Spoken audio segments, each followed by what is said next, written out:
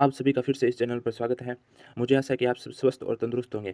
Last class में हमने बाल विवाह के बारे में चर्चा की थी। आज हम दहेज प्रथा के बारे में चर्चा करेंगे।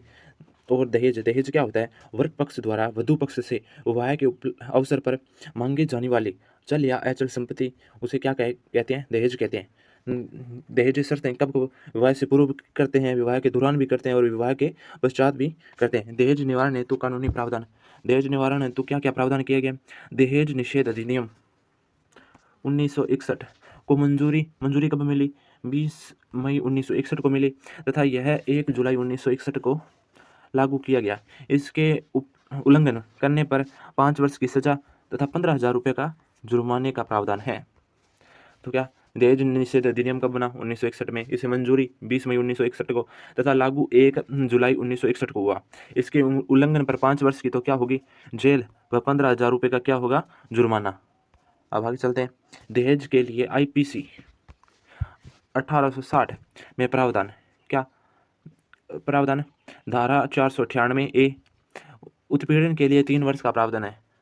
भाई दहेज को लेकर या महिला के साथ उत्पीड़न किया जाए तो उसे धारा 498 के तहत उस पर क्या हो सकती है? कानूनी कार्रवाई व 3 वर्ष का सजा 3 वर्ष की सजा हो सकती है। इसके बाद धारा 304B 7 वर्ष के अंतर्गत मृत्यु पर 7 वर्ष की सजा। इसके बाद धारा 406 तलाक होने पर संपत्ति को लौटाया जाएगा। उल्लंघन करने पर 3 वर्ष की क्या होगी? सजा। क्या पढ़ लिया इसमें अपने? दहेज का अर्थ पढ़ा था। उसके बाद दहेज निवारण कानूनी प्रावधान। भाई दहेज अधिनियम कब? 1961। मंजूरी कब? 20 मई 1961। और लागू कब हुआ? 1 जुलाई 1961।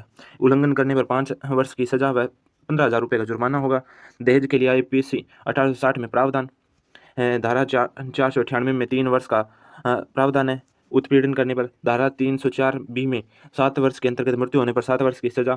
406 में तलाक होने पर संपत्ति को लौटाना होगा। अब पढ़ेंगे अपने चोरी को। सामाजिक बुराइयों में चोरी। संपत्ति के विरुद्ध अधिकार।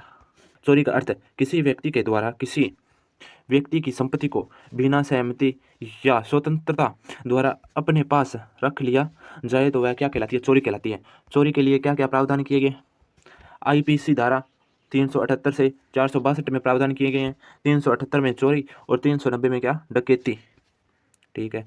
उसके बाद नेक्स्ट क्लास में हम धूम्रपान एवं नशाखोरी के बारे में चर्चा करेंगे।